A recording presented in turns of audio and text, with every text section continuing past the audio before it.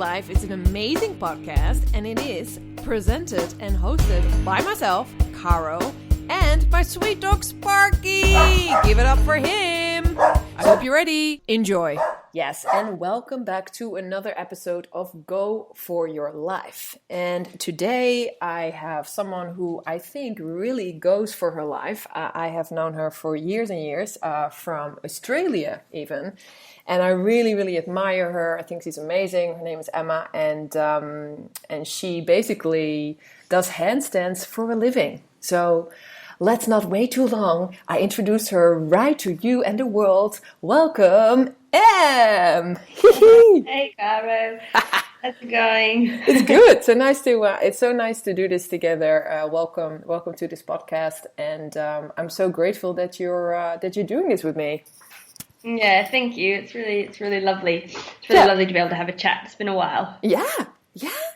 So, as I was saying in the introduction, I say it as a joke, but you really do handstands for a living, and you're incredibly good at it as well. Like, it's insane. That's a true thing to say, right? You are basically coming from the circus and everything, a circus performer. Yeah. So I do handstands for a living. I started in 2003 to go to circus school in Australia, and I was really lucky to be taught by a Chinese trainer that I really respected. I didn't know him, of course, before I went to the school, but then as soon as I went there, I was like, okay, I want this guy to teach me handstands, and he doesn't take very many female hand balances on, just because of the style that he teaches.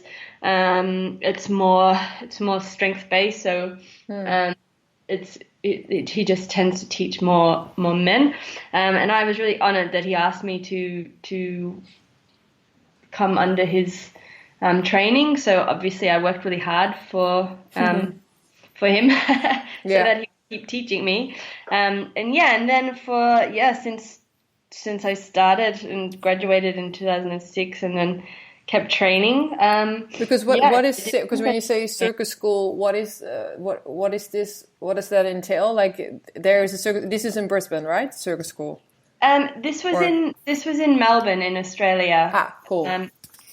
So there's several places around the world you can go and study circus arts, and mostly it's done by a Bachelor of Circus Arts now, so it's affiliated with the university, so you get some kind of degree. So when I went to circus school, it was a fairly new thing. It had only been running, I think we were the third year of graduates, and you train for 3 years, and you do some kind of practicals, like you do some kind of normal school classes as well, but when I know now they do a lot more, but when I started, basically it was just focused on the training. So you have to train in the morning from 8 till about 1 o'clock, and then do your classes in the afternoon, or vice versa, depending on what year you're in.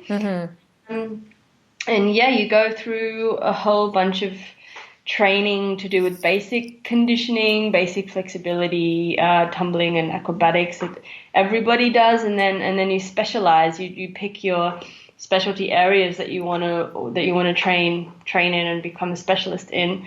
And my main one for me was hand balancing, and then the other stuff I didn't pick another specialty thing. I specialized in sort of group acrobatics, I guess.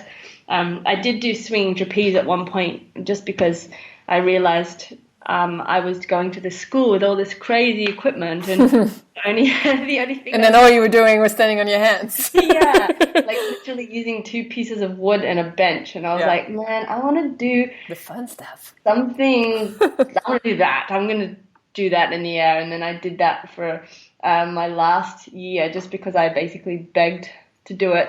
But apart from that, I did a lot of group acrobatics and all sorts of crazy stuff. And was it really. also was it always something that you were really drawn to as a kid? Like, oh, I want to join the circus. I want to do acrobatic stuff. Was that always something you loved to do? Yeah, I remember I was really young and I went to see the Moscow Circus and I watched the flying trapeze and I was like, wow, that is the coolest thing I've ever seen. I want to do that. But I did a lot of gymnastics when I was a kid. So from 4 or 5 to about 12, I did quite a lot of gymnastics, 4 or 5 times a week. And then and this was in England, and then we moved to Australia when I was turning 13. So then I took a 6-month break from doing gymnastics, and and it was a really bad idea. So yeah, I think the hormones, becoming a teenager, moving across the world to a place I'd never been before, and then not doing the only thing that I knew was basically a cocktail for me to lose my way. And it was really bad. And then I went back to gymnastics and started and I realized like my mental health was much better as soon as I was doing highly physical stuff. And then I met a acrobatic troupe that were doing halftime entertainment for basketball for the National Basketball League, and one thing led to another, and I joined them, and I started doing this like slam dunk trampoline acrobatic stuff. Whoa, that's crazy.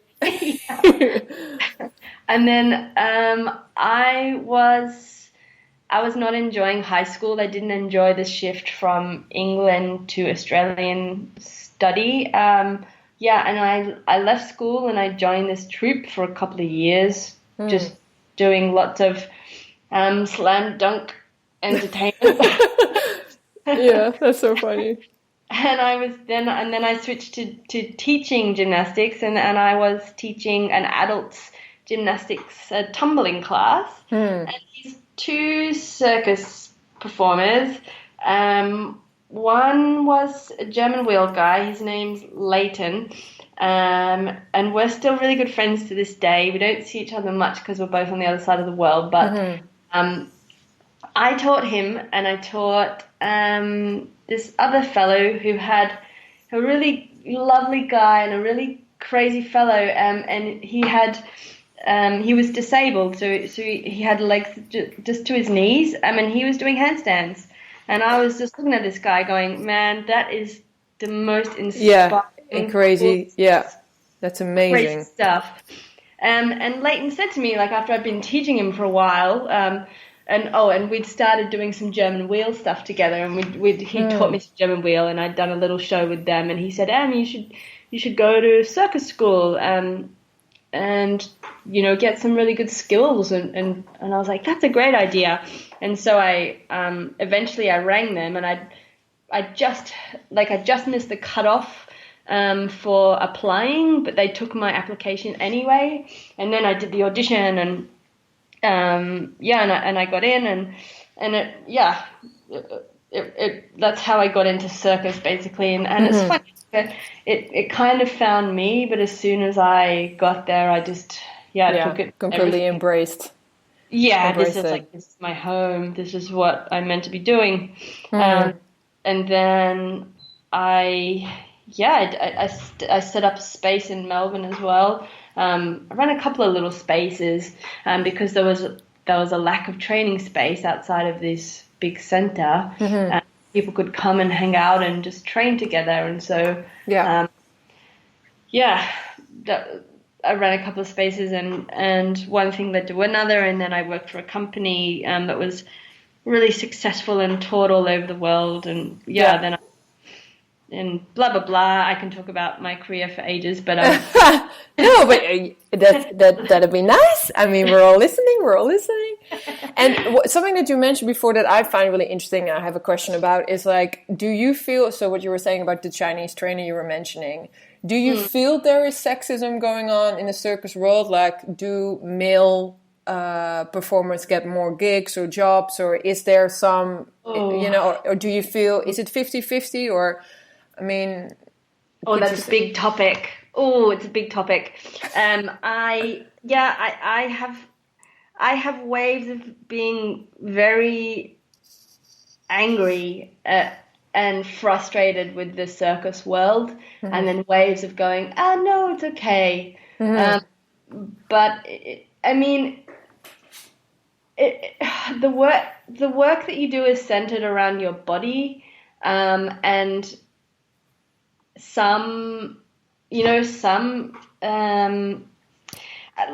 I think circus is very open in the people practicing now in contemporary circus.